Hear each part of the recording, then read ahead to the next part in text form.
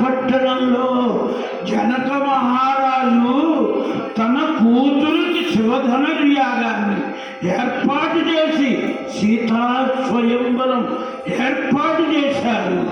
అందరూ చేయవలసిందని నగారా భజించేటప్పటికి విశ్వామిత్రుడు వినట్టడి. విశ్వామిత్రుడు విని రామలక్ష్మణులారా విన్నారా, జనక మహారాజు మిథిలా పట్టణంలో సీతా స్వయంవరం ఏర్పాటు చేశారట. వెళదామా అన్నారటండి. అనేటప్పటికీ రామచంద్ర ప్రభు అన్నట్ట, మహర్షే మా నాన్నగారు ఏం చెప్పారు, మీరు పెదవి విప్పితే మమ్మల్ని పదం కలపమన్నారు కనుక మీరు ఎక్కడికి తీసుకువెడితే అక్కడికి తప్పకుండా వస్తామన్నారు. విశ్వామిత్రుడు రామలక్ష్మణులను వెంట పెట్టుకుని మిథిలా పట్టణానికి ప్రయాణమయ్యి ఆ అరణ్య మార్గంలో సంచరిస్తూ ఒక్కసారి రామా ఇట్లా ఇటు ఇటు ఆ అరణ్య మార్గంలో ఒక చోట చూపించి, రామచంద్ర ఇటువైపు రావయ్యా, ఇటువైపురా, ఇటు ఇటు చరా చరా ఇటువైపురా అంటూ ఒక భస్మరాశి మీద రామచంద్రుడి యొక్క పాదం తగిలేట్టు చేశాడు. రామా ఇట్లా ఇట్లా ఇట్లా ఇట్లా ఇటు పక్కకిరా, ఇటు పక్కకిరా, ఆ భస్మరాశి మీద కాలు పెట్టు అనేటప్పటికీ రామచంద్ర ప్రభు నడుస్తూనే విశ్వామిత్రుడు చెప్పినట్టుగా ఆ భస్మరాశి మీద ఒక్కసారి తన పాదం పెట్టేటప్పటికి శిలాకంపం ధత్తే శివ శివ నియుంతే అహో నాకి ఛాయామయతి వసతు శిలాకంపం ధత్తే. ఒక్కసారి ఆ రాయ ఆ భస్మరాశి కదిలింది. కదిలి అందులో నుంచి ఒక శ్రీమూర్తి బయటకు వచ్చింది. వస్తూనే రామచంద్రుడికి సాష్టాంగ దండ ప్రణామం చేసి రామచంద్రుణ్ణి కీర్తిస్తోంది. రామా నీ పదంబు తాకినాక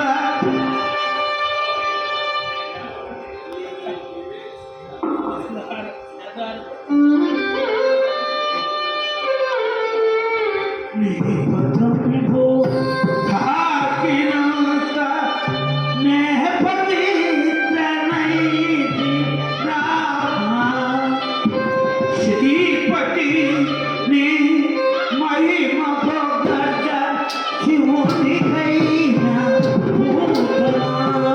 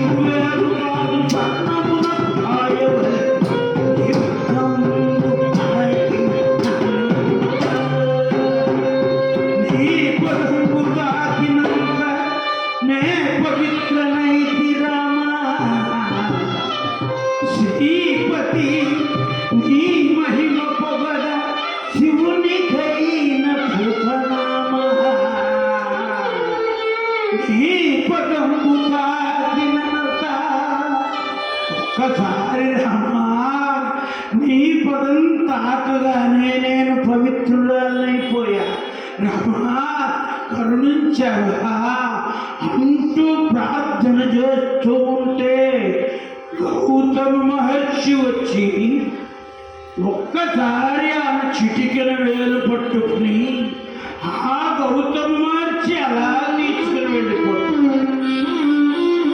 రామచంద్ర ప్రభు ఆశ్చర్యపోయాడు. ఏమిటండి అని విశ్వామిత్రుని అడిగితే అతను గౌతమ మహర్షయ్య ఈవిడ అహల్య తనకి తనుగా శపించుకుంది, భస్మరాశి అయిపోయింది.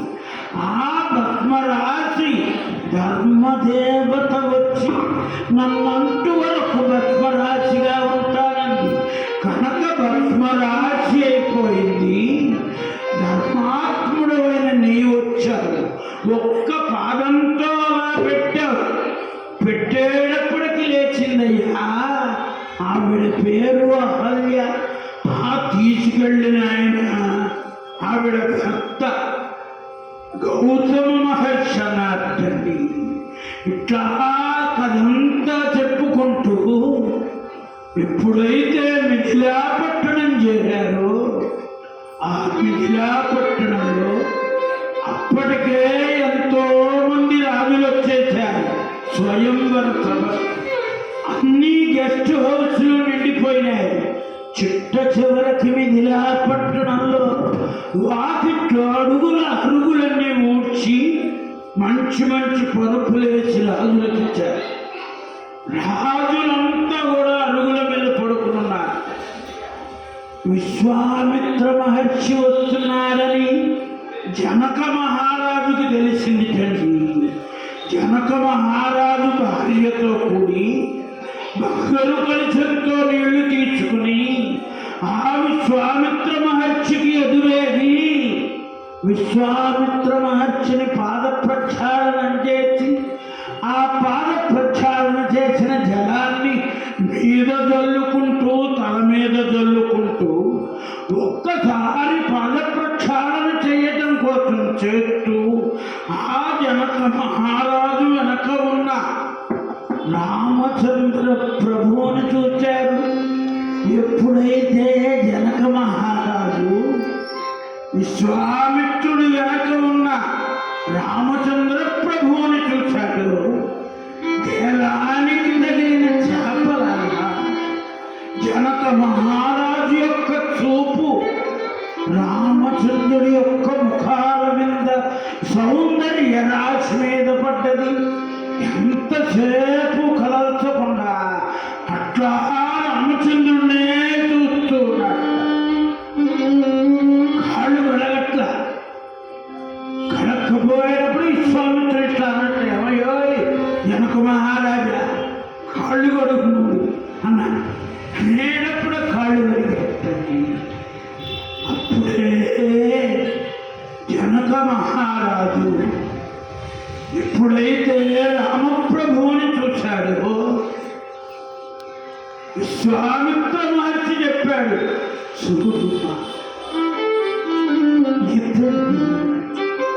చూడవయ్యా, ఇతన్ని చూడవయ్యా, చూడు చూపుగా సఫలముగా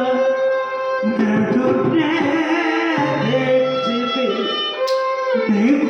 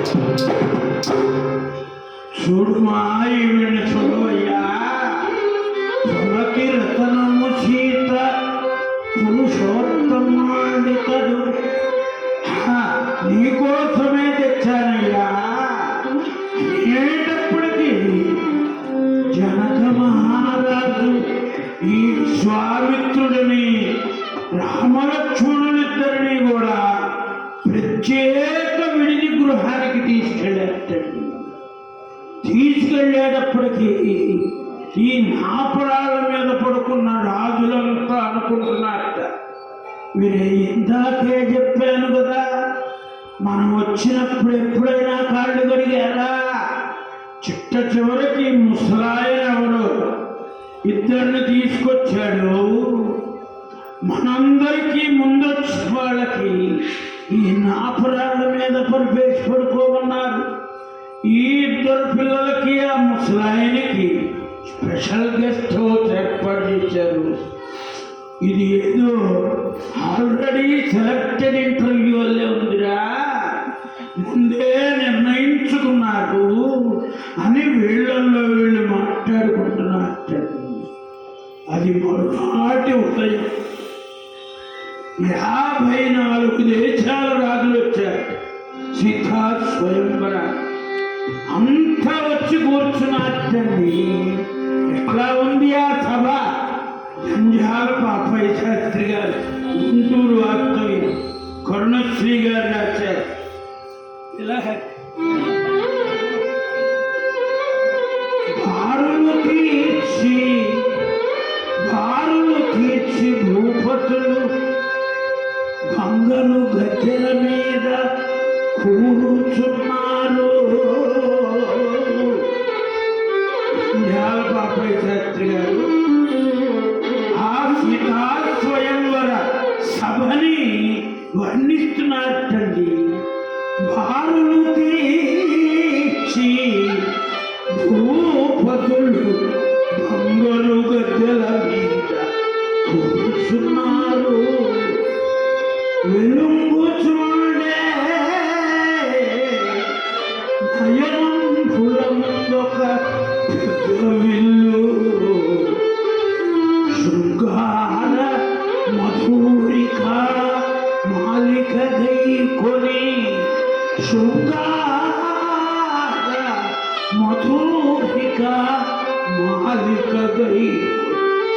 చుచువార నోరూచు తండ్రి పక్కన నిల్చున్నది ముద్దుల పెళ్లి కూతురై. తండ్రి పక్క నిల్చున్నది ముద్దుల పెళ్లి కూతురై.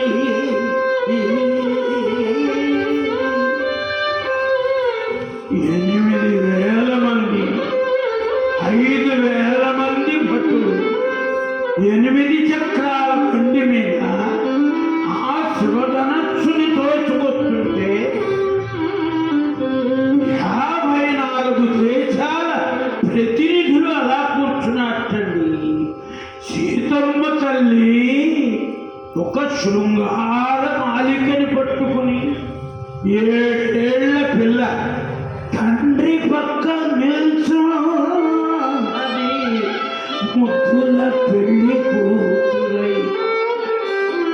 తండ్రి పక్క నుంచున్నది తల్లి ఇట్లా దండ కూర్చుని. సీతా స్వయంవరం ఏర్పాటు చేశారు. జనక మహారాజు చెప్పాడు, ఎవరైతే ఆ శివధనస్సుని ఎక్కుపెడతారో ఆ ఎక్కుపెట్టిన వాడికి మా అమ్మాయి సీతమ్మనిచ్చి వివాహం చేస్తారన్నాడు. అందరూ రాజులు ప్రయత్నం చేశారు, ఎవరి వల్ల అవ్వలేదండి. చిట్ట చివరికి నిర్వీర్యమా, ఈ ఉండీతల నిర్వీర్యమా, ఒక్కరు కూడా శివధనస్సుని ఎక్కువ పెట్టేవాళ్ళేడా అంటుంటే విశ్వామిత్ర మహర్షి విన్నారు. విశ్వామిత్రస్తు ధర్మాత్మా శ్రుత్వా జనక భాషిత. విశ్వామిత్రస్తు ధర్మాత్మా శ్రుత్వా జనక భాషిత. వక్షారామ ధను పశ్యా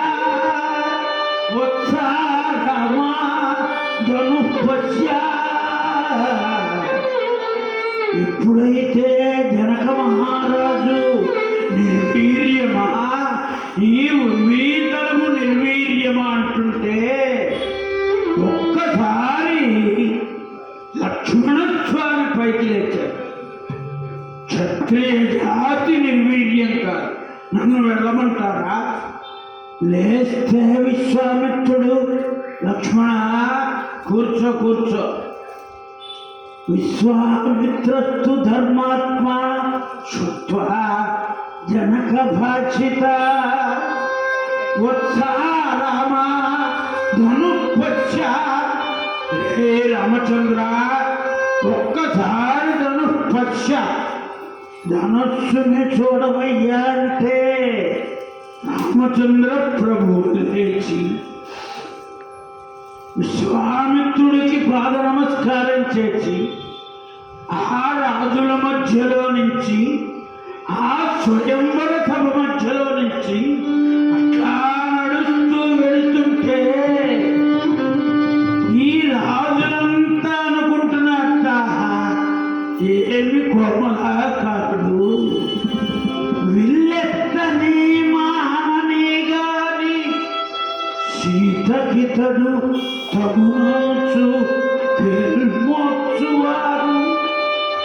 విల్లెత్తినా ఎత్తకపోయినా సరే ఈ జనక మహారాజు సీతమ్మని ఈ పిల్లాడికి ఇస్తే బాగుంటుందన్నారు.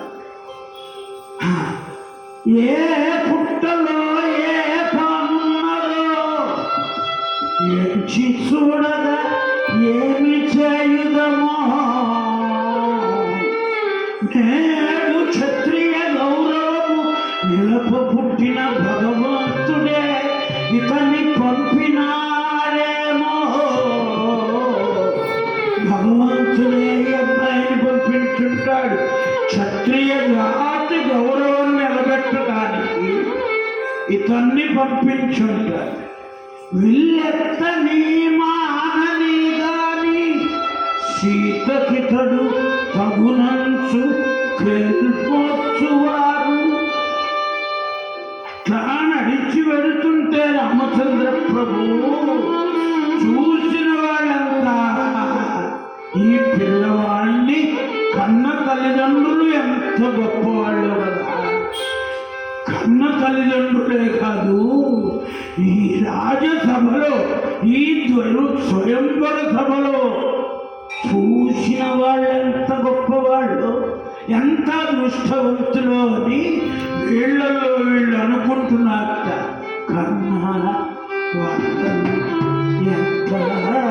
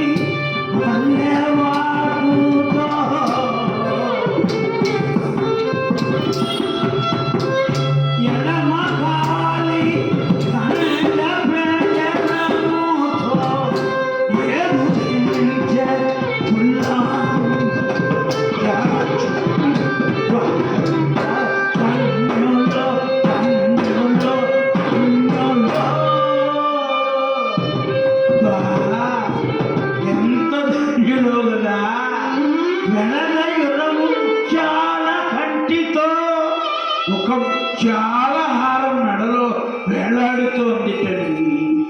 బంగారు దుప్పటి వల్ల వాటితో లావేసుకుని ఆ రామచంద్ర ప్రభు నడుస్తూ ఎడమ కాలి గండ పెండెరముతో ఆ గండ పెండెరాన్ని చూస్తూ ఆ రాజుల మధ్య నడుస్తుంటే ఏ గురించే యాక్షుడి కన్నా ఎంత ధన్యులో, చూచిన వాళ్ళు ఎంత ధన్యులు. అసలు ఈ అబ్బాయిని కన్న తల్లిదండ్రులు ఎంత గొప్పవారో కదా అంటూ ఉండగా రామచంద్ర ప్రభు ఆ శివధనస్సు దగ్గరికి వెళ్ళారు. ఆ శివధనస్సుకి సాష్టాంగ దండ ప్రణామం చేశారు. దండ ప్రణామం చేసి ఆ శివధనస్సు త్రిపురాసుర సంహారం చేసి సాక్షాత్తు పరమేశ్వరుడు ఆ పైనుంచి వెళుతూ 7 తరాల క్రింద జనక మహారాజు పూర్వీకులు దేవరాతులనే వాడికి పరమేశ్వరుడు ప్రసాదించాడట. ఎప్పుడో ప్రసాదించిన శివధనస్సుని ఇంట్లోనే పెట్టి దేవతార్చన మందిరంలో పెట్టి అట్లా పూజ చేస్తున్నారండి. జనక మహారాజు కొలువలో మిథిలా పట్టణాన్ని ఎవరు పరిపాలిస్తున్నా వాళ్ళ పేరు జనకుడు అంటారు. చివరికి జనక మహారాజు సీతమ్మని ఈ శివధనస్సు ఎందుకు పెట్టేటంటే సీతమ్మ తల్లి చెలికెత్తలతో ఆడుకుంటూ ఒకానొక రోజున ఒక బంతి ఈ శివధనస్సు కిందకి వెళ్ళిందిటండి. ఎప్పుడైతే శివధనస్సు కిందకి వెళ్ళిందో ఇంకా ఆట లేదని అందరూ చెలికెత్తలు ఏడుస్తూ కూర్చున్నారు. కానీ సీతమ్మ తల్లండి, మీరంతా కళ్ళు మూసుకోండి, నేను తీస్తా అన్నదిటండి. అంతా కళ్ళు మూసుకున్నారు. కానీ ఒక చెలికెత్త కళ్ళు తెరిచి చూస్తోంది. సీతమ్మ తల్లి శివధనస్సు దగ్గరికి వెళ్ళింది. సాష్టాంగ దండ ప్రణామం చేసి ఒక్కసారి అవలీలగా శివధనస్సుని ఎడం చేత్తో ఎత్తి ఆ బంతిని